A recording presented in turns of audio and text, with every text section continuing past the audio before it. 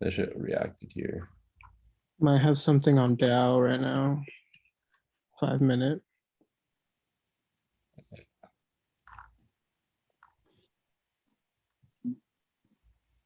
See it? Yeah. I want to wait till this Asian low gets cleared. If it gets cleared. Yeah, we waited for that yesterday and never got fucking clear. I know that fucker. Well, I mean, it did in the morning. Oh, yeah, after that. Yeah, we cut that whole move, huh? Yeah. Well, there's confirmation on the 5 minute too, the order block.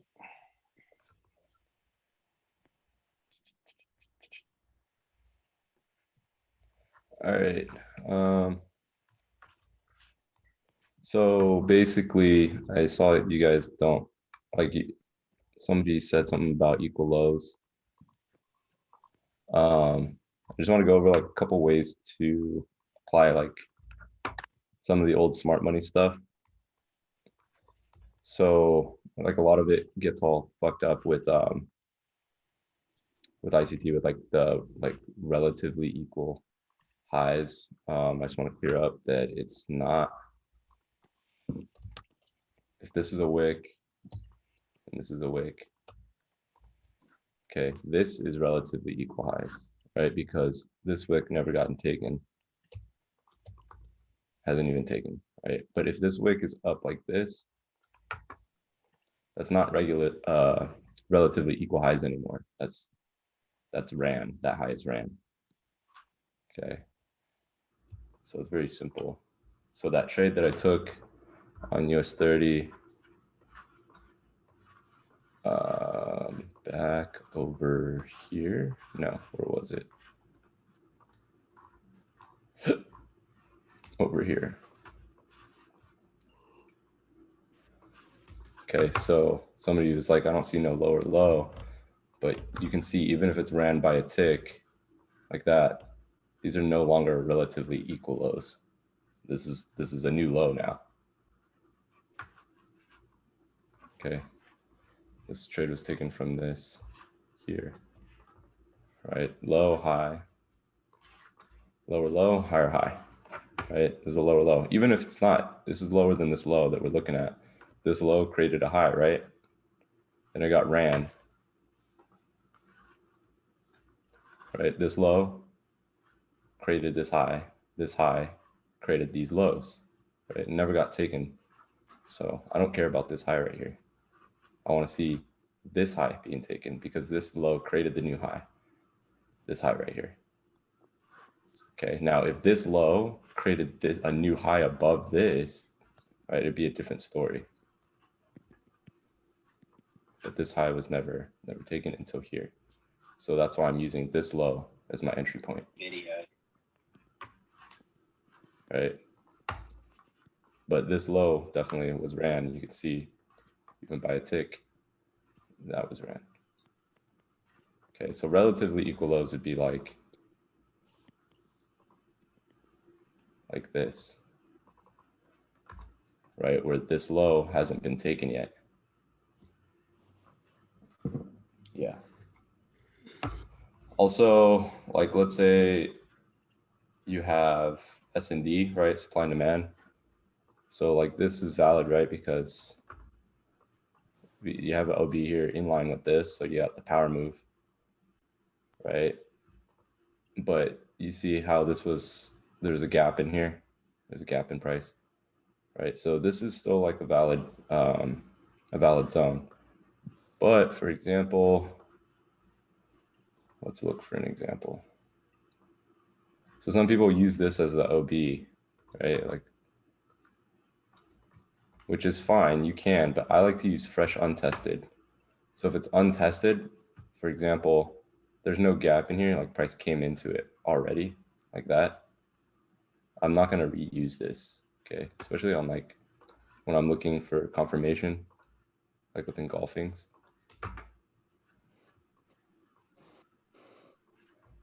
Like if I see an engulfing pattern, like this one, right here, I'm not gonna reuse this body anymore. The body was already traded to. I'm not going to reuse that.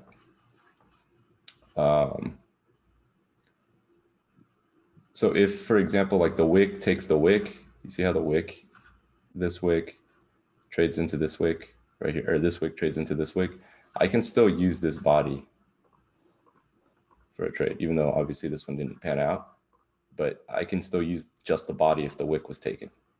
Okay, if the wick wasn't taken, then I'll use the wick. So if this never came down to tap into the wick, I would just use the wick. So pretty easy. What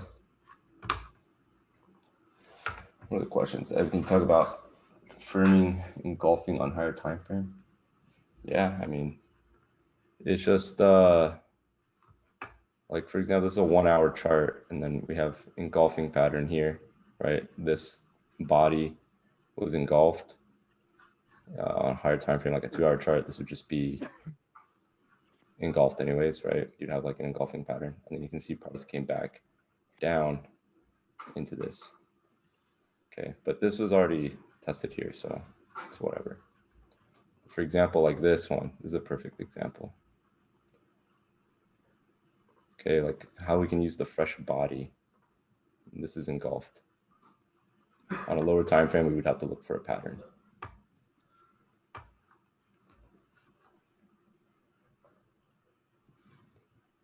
Another thing I wanted to mention was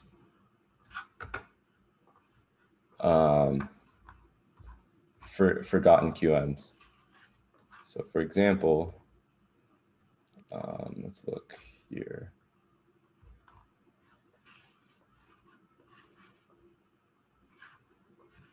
I think it was yesterday's price action, yeah. So QMs that you see like a massive run through, you can still get good trades off of those.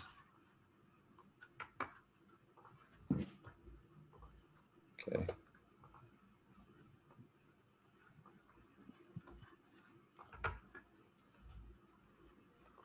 Let me find that one. Caught the low somewhere.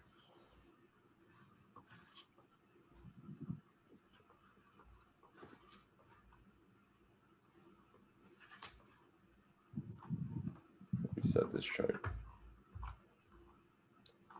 Like for example, like here, this would be a forgotten QM. It's like where it's like the lowest point before price ran, and you can see the QM here, right? You can see this, you probably wouldn't have suspected as a QM, and that's why I mark almost every QM on my chart, because price can easily react from these forgotten ones, right? It's below the Asian range, and you can see how long it took for it to come right back to it.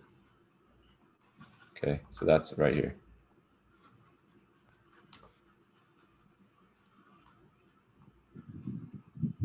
Okay, so I guess you can call them hidden QMs or forgotten QMs, whatever you want to call it. They're ones in the past. Okay, we can see this QM also ran below this low here. So fuck.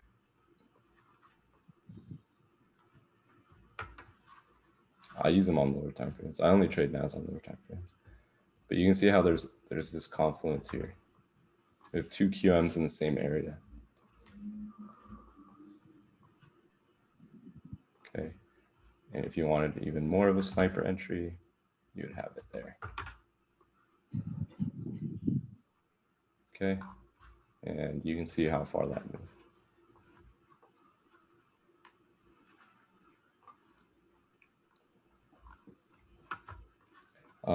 Even before that, you can probably find more forgotten QMs. It's not really a forgotten one.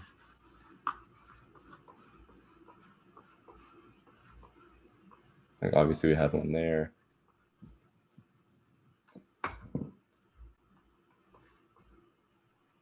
See, it was used. Right, because we have this low, we have a high, we have a lower low, higher high, price comes back to it. Price moves again to the same level. This would be another example of forgotten QM. So in the future, we can look for price to come to here.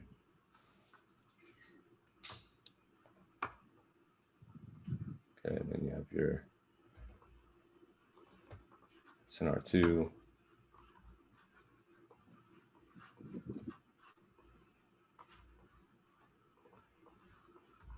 There was a really good example that I took the other day. I just can't find it. I think it was even towards here. Yeah, I think this was it actually.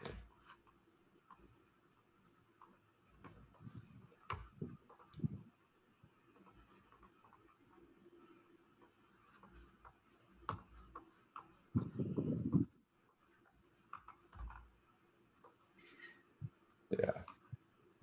And you can see how it runs. Let's see. Entering the room.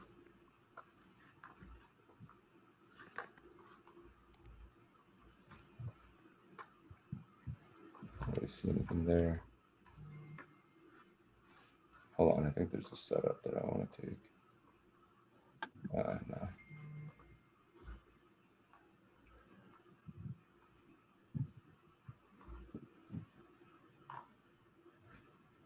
I want to see a new high made. But yeah, so forgotten QMs, they're just QMs from the past. Maybe it was on NAS or US3. I mean. Trying to find this one example. It's very specific.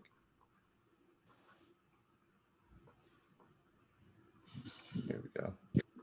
Okay, so here's another forgotten QM. So price moves aggressively away.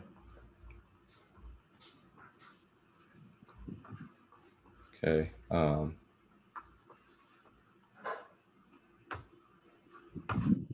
Here. Okay, like it reacts like perfectly. You can use the wick or the body. If you want a really sniper, you'd use the wick. If you want like an entry, at least a good chance of getting a good entry on these, you can just use the body. And you can see how these things get like respected really well. Okay. You missed that entry, you have one here. Okay. Low, high, lower, low, higher, high, back in, rally. So you can stack positions.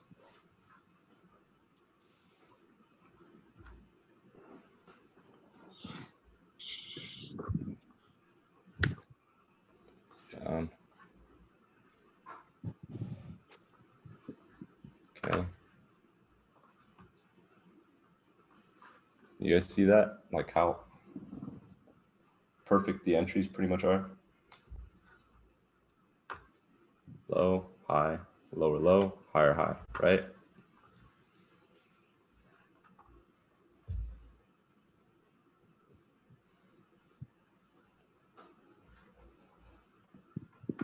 You can see that.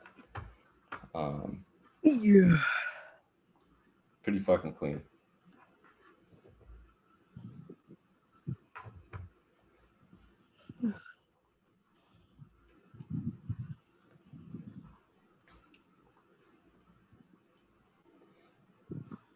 So again, remember, so like if I have, like let's say I'm looking for my higher time frame confirmation, my engulfing, right? And I have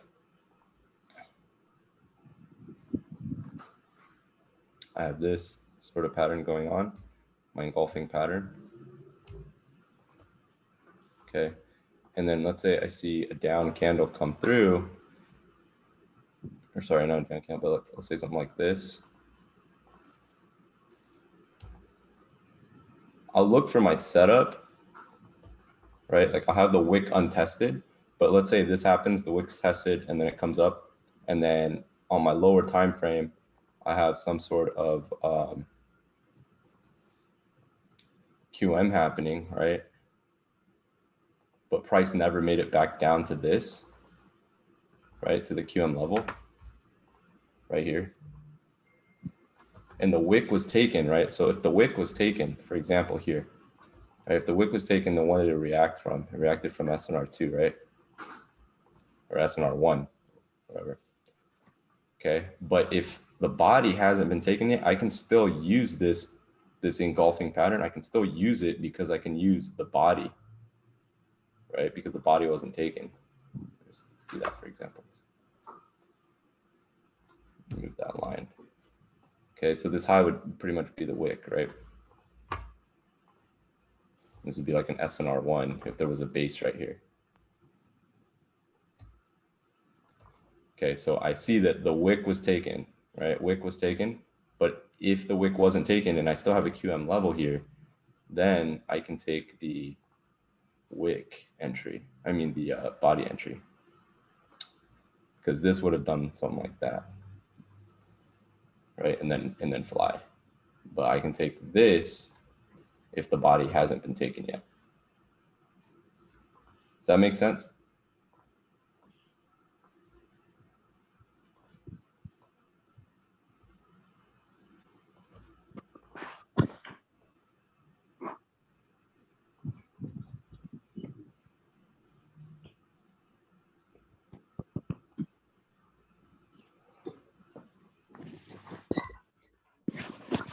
Okay. Yeah, so this, so obviously it'd be like an SNR1 if it reacted from here. And then this would be the QM level if the body hasn't been taken yet.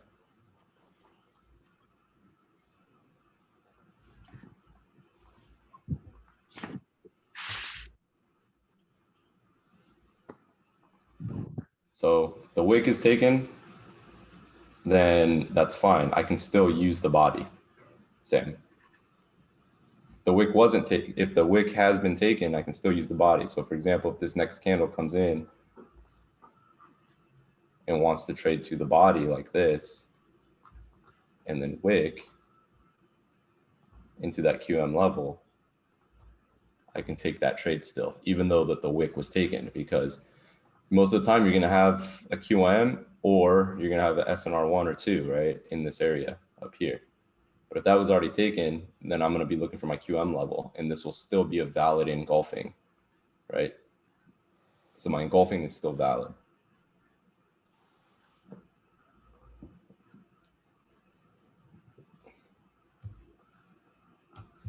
Okay. So as far as smart money concepts, like, yeah, your liquidity runs, all that shit is going to happen. Fuck, did I miss this? No. Not yet. No. So like, I don't even want to take this trade yet. I think I'm gonna wait. I don't want to take this. So smart money, like for example, when we have like trend lines being built up, right? Like these are able to be sold. You can sell each one of these, but let's say there's a QM that's forming, or there's a QM level way back here in the past, okay, that hasn't been tapped into yet. So let me just draw this like this. Like I can take sells until here, right? Because this would be my roadblock. So I don't even want to try to holding a sell here at this point. I'll probably be exiting out of that, because now that we're at that QM level, now this can all become liquidity here.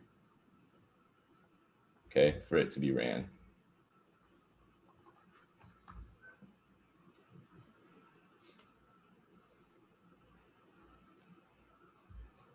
But it's not liquidity yet until I get to my levels. Now that's not 100% of the time. Like obviously price can react from wherever it wants to and then just run this stuff and then drop down to here, but most of the time, like if I don't see my roadblock being hit and I just see sells coming in and I see QMs inside each one of these legs, like I can take all those QMs until my zone here, exit those positions or hedge them, and then take buys from here.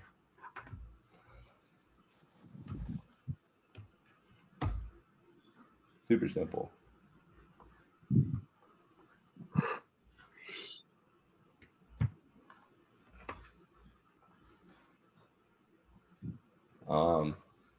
Like today was a pretty decent day. Yeah, Adrian and I caught that open move on NASDAQ yesterday. Where was it? I think it was here. Yeah. So we caught this move, just basic QM from here. And then we entered the position and we were just holding. Was a little bit worried because it created equal highs up here, right? But obviously structure and direction over that. So this was a little bit worrisome, but then when we checked MT4, this actually had wicked above this, so I wasn't too concerned. And then in the morning, we had this nice little drop, pullback. This was making people go long before the open, thinking it was going to break out, and then nope, just went right to the downside. Okay, now all the smart money stuff, like it can be valid, right? Like after you have the direction down, like after all this stuff was done, 4D way, right? you can play gaps. Like I have a friend that all he plays is gaps. I'm sure you guys have heard of him. Bill Catches Pips. He just plays gaps. So for example, you have like this 1 minute gap. The only reason I don't play that way is because it leaves me too much drawdown, right? But you can see price does go into fair value all the time, right? It goes into fair value, then drops, right? You have fair value here. So like if you miss a trade, like you can take these like higher drawdown type trades. You can use consequent encroachment as well and like just use the 50 level. You know what I mean? Your 50 level is, do I have a 50 level on here? I don't have a 50 level on here. Let me do a 50 level.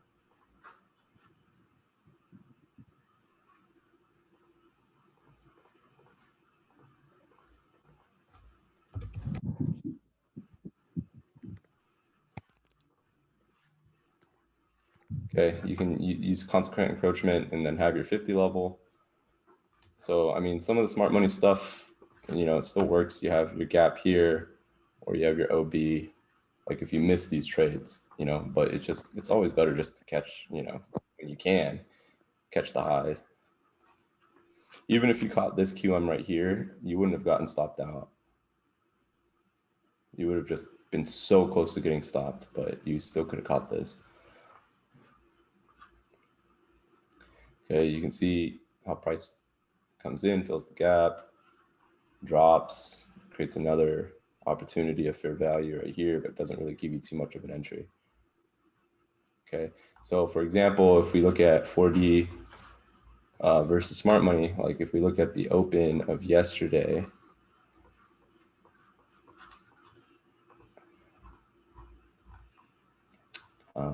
over here, or not yesterday, the day before yesterday. I think it was right here. So I caught this move here, right? High or low, high, lower, low, higher, high, and then price returns to our QM level right there. So I caught this at the open price, right? But using smart money, you would just try to play the gap or the OB, but you would have missed if you used the OB. Okay, you can see here you would have been in a lot of grief for missing this shit. I know Bill caught this, you know, he saw this drop and then rally, and then he took the entry from the gap, you know, but you can see how it leaves you a lot of drawdown because you would see the gaps created and then price would have came into the gap and then rally. And for me, just QM level is fine. Not a power move. I would have taken from the OB if we had a power move, you know what I mean? If we had that low coming in around here, but it didn't. It just came into right here, filled whatever inefficiencies were in here, but I don't even look at that anymore. I just look at my QM levels. Okay, and then we have the expansion move, right? And then you have your fair value here. And then price taps into it and then rallies again. Okay, you have this gap here, which is probably like a 5-minute gap. And then you have your entry, you know, so that's just like smart money way of like taking entries. But for me, I rather just play 4D.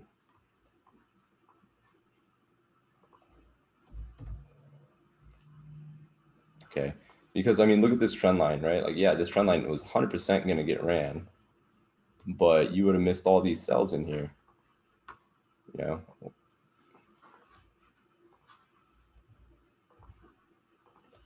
Okay, you have QM here, then price starts moving. You know what I mean?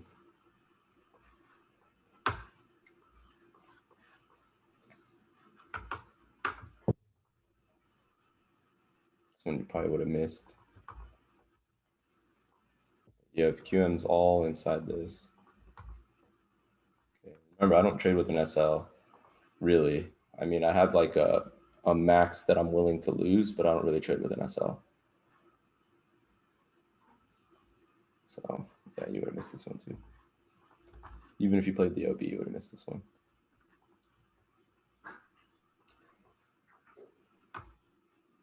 That's a lot of missed opportunities in here. But you would have caught this top right there. And you would hold it all the way down, and then we have the wedge breakout, QM, buy, rally.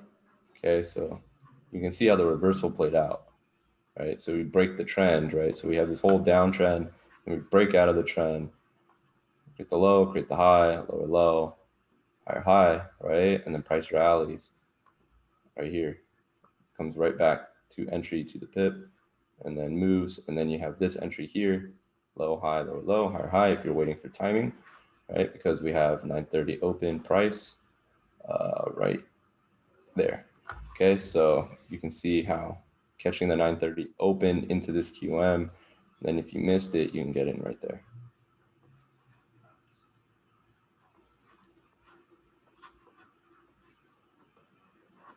And your forgotten OBs are usually going to be where price had rallied from. So like this area would be like a forgotten OB. I mean, sorry, a forgotten QM. Price hasn't come back to it yet. Okay, but you can see this is where the origin of all these moves that are going to the upside, they happen from here. Okay, because it's a new range.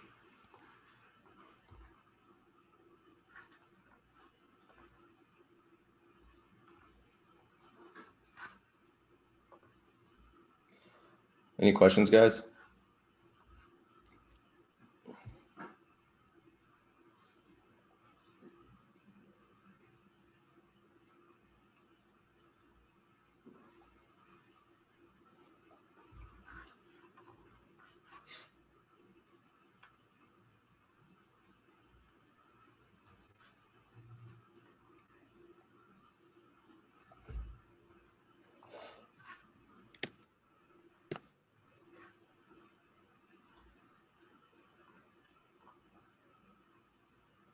Probably going to be looking for sells today, just because we are in this wick up here, and then with NAS caught up with US 30, so we have supply up in here. These markings are just QM levels, all up in here. So I'll be waiting for reactions and then plays, and then maybe buying somewhere in here.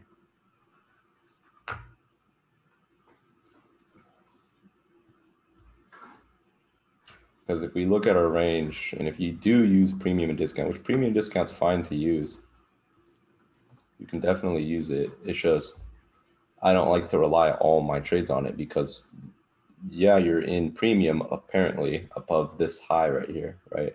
Above this high, we're going bullish, right? So you're in a premium market and you should be buying the discount, which is whatever, you know, because price is fractal, so you can be in premium and discount on any time frame.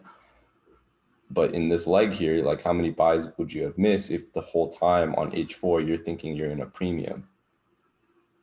You know what I mean?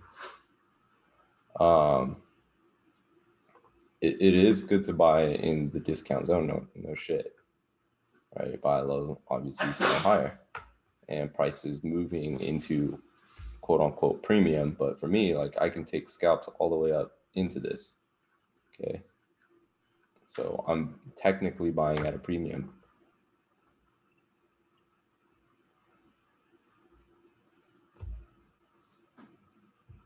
So I guess you'd have to look at it as like a premium or a discount within a premium. you know, so if I'm looking at this leg here to the high, then I should be buying below that premium, somewhere in here. But you're never really going to know what the premium is because technically on H4, this is your premium. I mean, your discount. But on H1, this is your discount. So for me, I don't even really care about that. I just care about like the S&D levels, right? So I care about that, and I care about my QMs and my engulfings and my timing.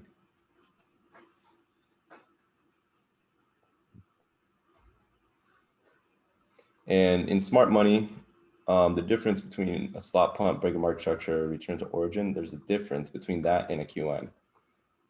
Okay, because you can have price doing this, right?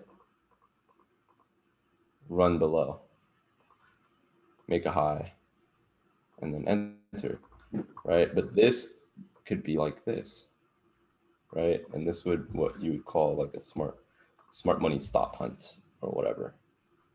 Okay. And price, yeah, can come down to this level here, I guess. You know what I mean? But what most SMC traders fail to do is get the pattern right. Low, high, lower, low, higher, high. Right? What they look for is stop hunt, break of market structure, return to origin. So they're not really looking at the actual pattern. They're just looking for any stop hunt and then a break of market structure. Does that make sense?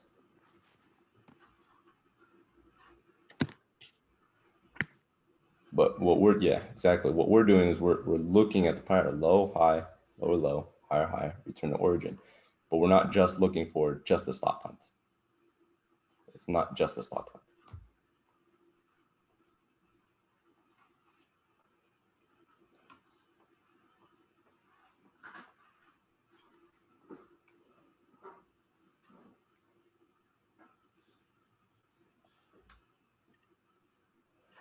So for example, like a lot of smart money traders probably just take this because the stop hunt and then like some break of market structure. But you know, obviously this doesn't play out that way.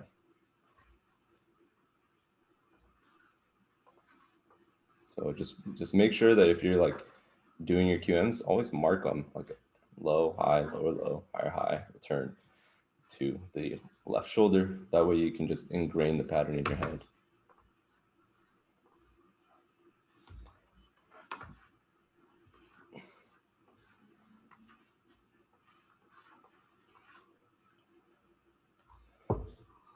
A lot of news today on OPEC, so could affect the market a bit.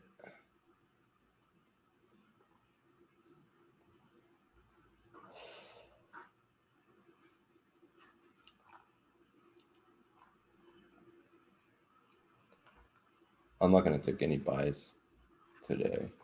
Unless we break out of this box, I'm not taking any buys. I'm going to be looking for sells.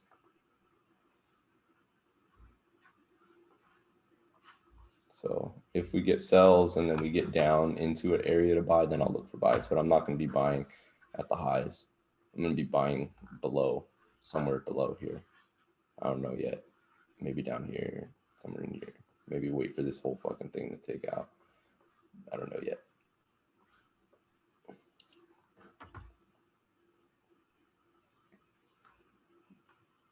I'm just waiting to see what price does.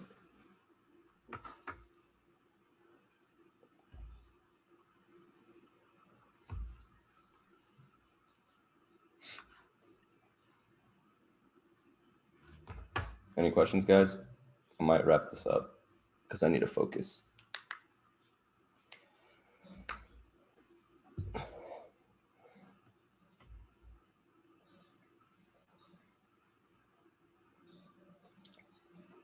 Cool. Any smart money concepts you guys want clarified? Any of that shit?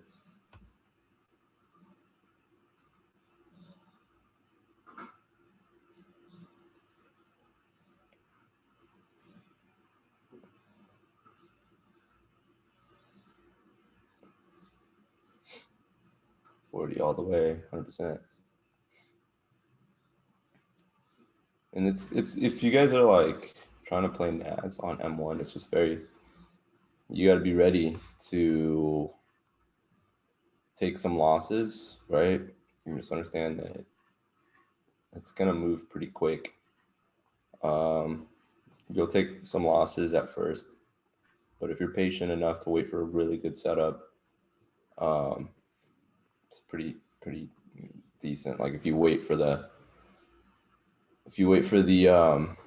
open price, right, and you play New York, it's probably the best time. The London session's a little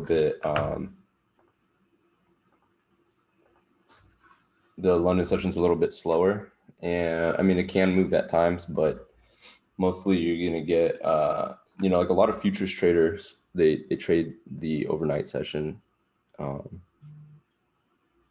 but I don't. I trade the open most of the time.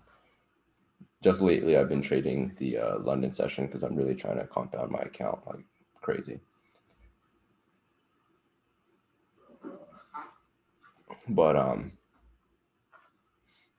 yeah, like if you just take, like if you're taking like a fuck ton of trades in a day, you're probably not doing it right, because you have to think if in sessions, right? So we got a 15-minute chart. There's only going to be so many trades that you're going to actually get a good entry on. Okay, so this was yesterday's session. Okay, so there's only going to be a few trades for you to catch the entire range, right? You'll probably have that sell come in so that you can get that buy. You know what I mean?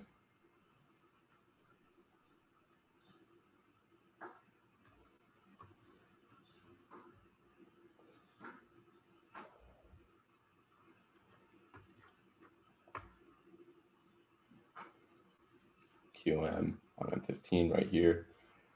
We would have sold short, bought back here, and catch a rally, right? So you really only needed 2 trades for this day.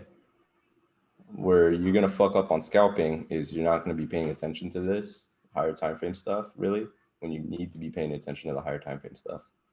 Especially if you're like buying up at like this supply area, and you're not aware, because on the 1 minute it could look like, oh shit, we're dropping like it did right now, right? It looked like, fuck, we had a huge drop, but in reality it looks like this.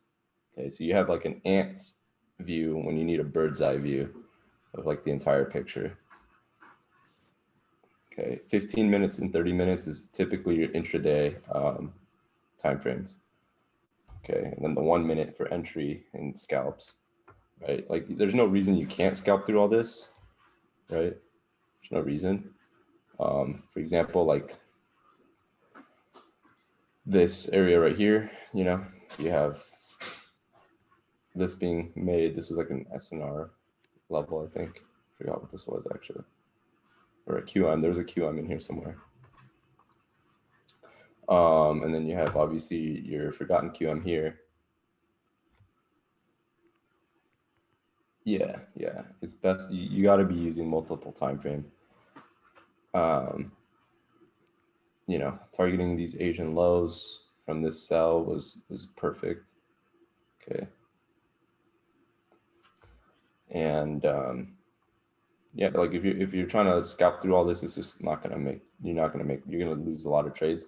You'll make money, like don't get me wrong, if you scalp through this you'll make money because of these bigger moves, but you also lose money, so you're really not you're not getting your money's worth. If you just took the 2 trades and were patient enough to wait for those trades to happen, then you would have saved yourself losses.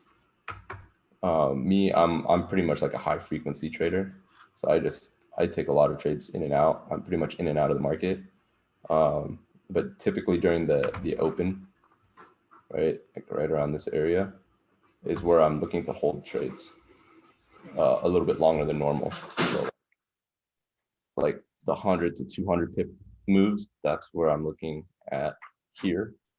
And then towards the end of the day, you'll usually get one more expansion move.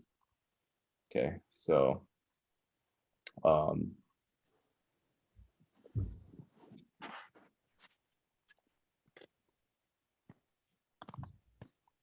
trend days and narrow range, if you can get an entry, it's going to be really hard.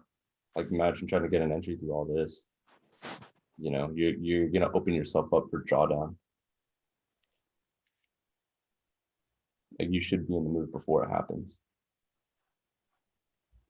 Look for your engulfing. You see the engulfing here, and then look at how you could have got in on that.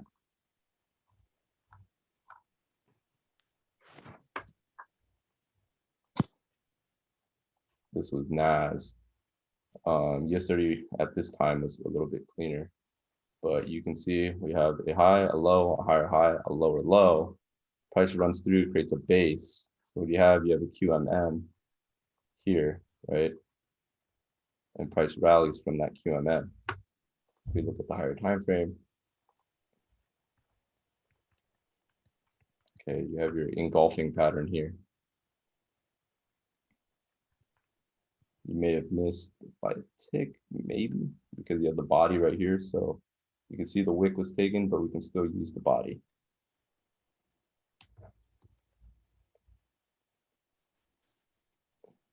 QMF, QMM, same thing.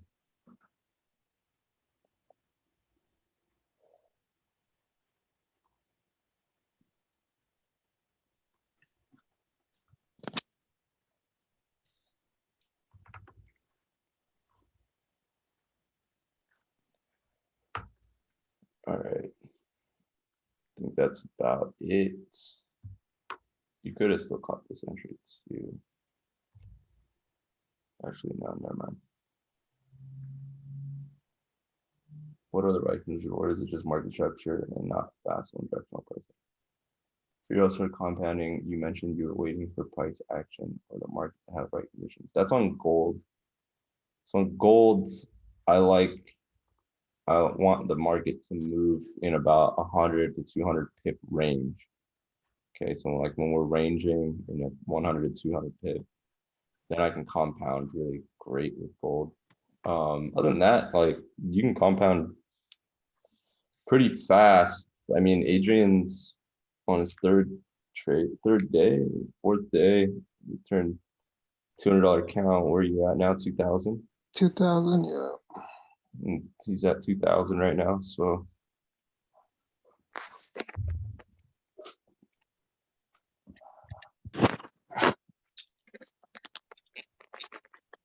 yeah, you don't. I mean, gold has just been shitty lately. That's why I haven't been trading it. Mostly trading US 30 and NAS right now. Yeah, I'm looking for a buy in here. That's probably the only trade that I'm looking for right now.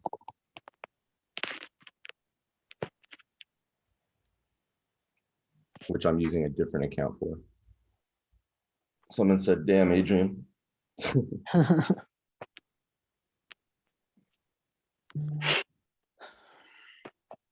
Yeah, compounding, it's easier when you take, when you can just scalp 50 pips, you'll grow your account pretty quickly and then just keep upping your lot sizes.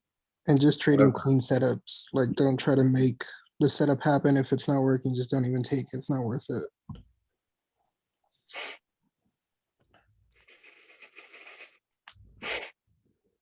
And like, however your plan is, like whatever works for you. Like some people want to grow their accounts to fucking millions, like Rye. For me, it's just like make 5K cash out, make 5K cash out, start over again. You know, just keep doing that. Yeah, just whatever you're comfortable with. It's your business, you know. So if you want to cash out at 100K, then cash out at 100K.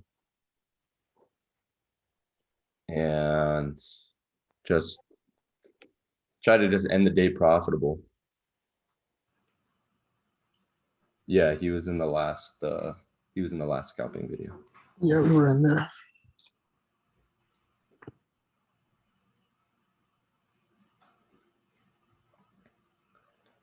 Yeah, we typically trade together lately.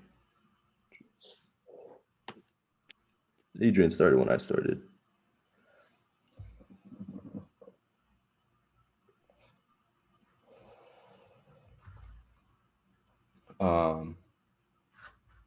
But yeah, like compounding, it's just end the day profitable and up your lot sizes when necessary. Either follow the compounding plan if you want to do it quickly, if you want to do it where you're not risking the boat, just 0.01 for every 1,000. So if you are starting with NAS, if you're below $1,000 account, you're going to have to start with like a 0.01 anyways, right? But once you get to 1,000, you're still at a 0.01. Then you get to 2,000, you can start taking 0.02, 3,000, 0.03. Okay. And that's how you can like slow growth your account, right? Like where you don't want to blow all your capital, or you can be reckless like me and just go full margin all the time. You know, so it's really, it's really up to you. I'm just comfortable with like, I started the account with a very small amount, so it doesn't matter to me.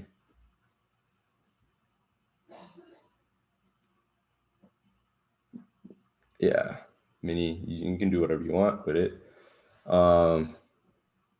You know, I'd rather just go full margin. Like I went full margin on this. I think, I don't know, I just kept entering lot sizes.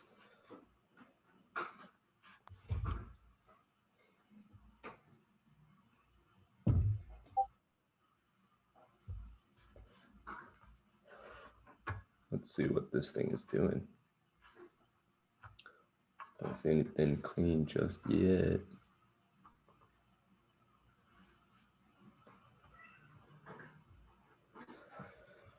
There's like a small QM here.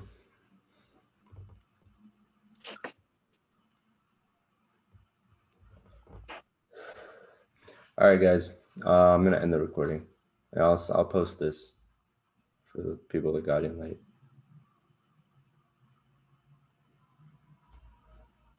Yep, no problem.